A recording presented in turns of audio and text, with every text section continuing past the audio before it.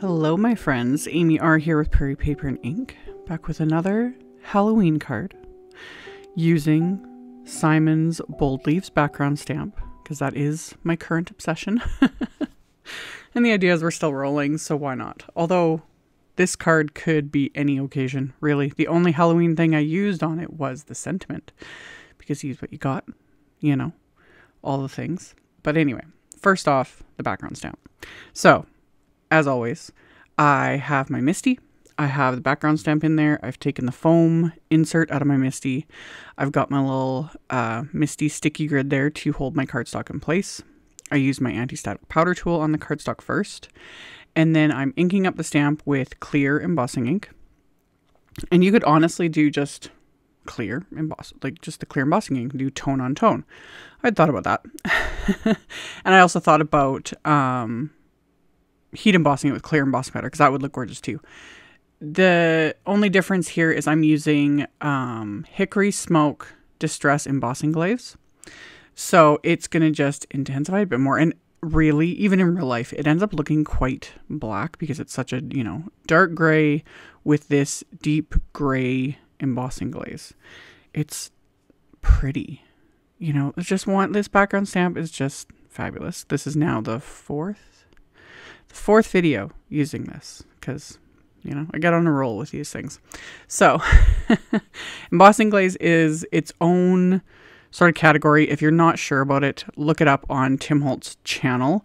He's done, I think, like a dedicated video just on embossing glazes. I'm pretty sure. They're somewhat transparent. They're in the distress colors and they're fun to play with.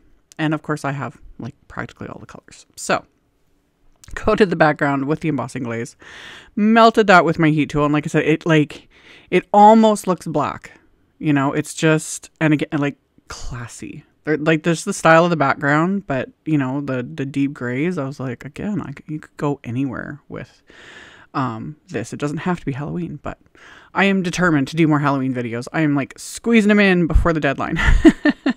So I also added splatter, because why not? So I'm using Iron Gate Distress Mica Stain. Shook it up really well first. With all the mica stains, you want to shake them very, very, very well. Shake them like a bell. They can leak if you shake them up and down. And then I just took the nozzle out and used that to add the splatter. So I've got some like pretty gunmetal-y, you know, Iron Gate splatter. And then I pulled out some different wafer die sets. Notably, this little layered owl wafer die that I've had for some time now, and I've mentioned this in other videos. I've avoided using like bird images, bird wafer dies. I don't know why. Well, I do know why, but I love them. I think they're so adorable. I get a weird personal hang up over reality, and which is silly. This is paper and they're cards. You know, if a person wants to come at me and be all, because it does happen. It happens, you guys. I get weird comments sometimes. But, you know, someone coming at me and like, those aren't accurate colors. That's fine. It's paper. This is a card. You know, I'm not sending this to the Bird Watching Society and being like, this is, you know, this is how it is from now on. They're cute. So I'm going to try and start taking more liberties with that and like listen to my own advice, because I keep telling you guys not to worry about it. You know, again, it's paper. It's like, this isn't found in nature, like this color or this thing. Exactly. So anyway, that little rant aside, I die cut that little layered owl. I highly recommend, if you like him, check him out. I think Simon Says Stamp is retiring him. I'm not 100% certain. He is on sale though. So I'll now have a link, like with everything. So I got him and I die cut him. And for the little eyes, I used just a Copic marker rather than like die cut, you know, separate pieces. Just colored it with a Copic. We're good to go. And then greenery, which I did not die cut from green. So also alludes to my rant. I used several different little greenery sets. So I had budding branches, layered owl, already did that one, etched meadow flower and leaves, and my etched oak leaves. And I die cut those from the slate gray cardstock, same as the owl in the background, some black cardstock, some white cardstock. And I'm kind of organizing a cluster. This is not my forte. I've also mentioned this in videos when it comes to actual like flower arrangements, like whether real life, that's not my forte, but doing like a floral arrangement on a card, you know, with die cut pieces, greenery, all that, that's not my strong suit, you know, and that's okay. However, I will highly recommend, because this was inspired. Dawn, I'm not going to pronounce her last name because I know I can't, from W+9. She did a video literally just the other day, and she was arranging all these like die cut greenery pieces. And I was like, oh, also like, and that's also kind of what inspired this card, because she was doing sort of monochromatic, but hers were in jewel tones and they were just beautiful. So anyway, I will link to her channel in the description box below, because if you guys don't already watch her videos, you should, because her watercoloring, all of it, fabulous.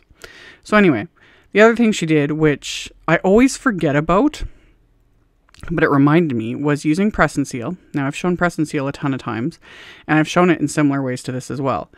Press and seal is something I think all crafters should have, because I use this to seal my jars of paste, etc. I've shown that in videos. It comes in handy to do little tricks like this. It's just a great craft staple. And FYI, for those that are newer or just haven't heard the little tidbit, press and seal was invented by Jennifer Maguire's husband. So that's just a fun little tidbit for y'all to know. But yeah, I keep a roll of it in my craft room. I will have a link to it, because Simon Says Stamp does sell it, because they ship internationally, and I know a lot of international people have a really hard time getting their hands on press and seal, because it is fabulous. So I created this little hinge. Again, picked this up from Dawn's video because I completely forgot about it. And I was using the press and seal to kind of hold my little cluster in place, and it helps to adhere things. And then when you adhere the first layer, you just pull the press and seal back, and then you can adhere the next little, you know, bits and pieces. Again, with mine, I was just kind of winging it and half-assing it. Because yeah, just having fun with it. Try not to overthink. And even when it's not your forte, like it is like me, it's still fun to play around and see, you know, why not? Again, it's just paper. So I adhered all of this little cluster of all these little die cuts together. It looks like a hot mess, but the whole point was the owl is going to, you know, cover it. So I put Big Mama foam tape on him, so he's going to be popped out with just a little bit of dimension, and covers up that little mess in the center of everything, which is perfect. And again, all of this non-Halloween anything other than the sentiment. And I'm just using some sentiments from the CZ Design Reverse Halloween sentiment strip pack, but you could use any sentiment. This could be a thank you card, thinking of you, happy anniversary, you know, like it's an owl and some greenery and monochromatic. So it could practically go for anything. But like I said, I'm wanting to do more Halloween, so why not? So I had trimmed down a couple of the sentiments, and I'm just popping these into place with foam squares. Once these are popped into place, I had pulled out some white pearls. These are Trinity Stamps Something New embellishment mix. And I pulled those out because I wanted to adhere them on top of the little like berry die cut areas on the budding branches dies. Plus it just kind of evens out the little bits of white on the card. So I adhered those into place with Craft Tacky glue. And then I added a couple more on the other side, because more is more. Why not? You know, and like I've always said, I have lifetimes worth of embellishments. Does that stop me from buying more? No. Do I have an order with, like, I'm not even joking, like a dozen more packs? Maybe. Anyway. This part, same old, nothing new here. I use Simon's Flannel Pawsitively Saturated ink. I have my white card base, A2 size, top folding. I had masked off at the score line, stamped that background with the flannel ink, added another sentiment strip from that Reverse Halloween sentiment strip pack, then reinforced the fold on the card. I'm going to adhere my panel to the card base, and then I'm going to pair this card with a black envelope and call it a day. This is really fun, and this owl is really cute. Again, I know, and I'm, you know, I'm gonna hold myself to it. I'll use more birds. I'm gonna put a bird on it and use it on my cards, because I've got all these, like, so many bird wafer dies and stamps and all of them, and I need to use them. I know. Anyway, thanks for enjoying my rambly little video. I hope you guys enjoyed it. As always, I will have a link below the video to my blog post. I'll link to all the supplies I used. I'll link to the other videos I've done recently using that background stamp because it is chef's kiss. Fabulous. And stay tuned. I've got a bunch more videos coming, so I'll see you guys very soon in the next one. Bye.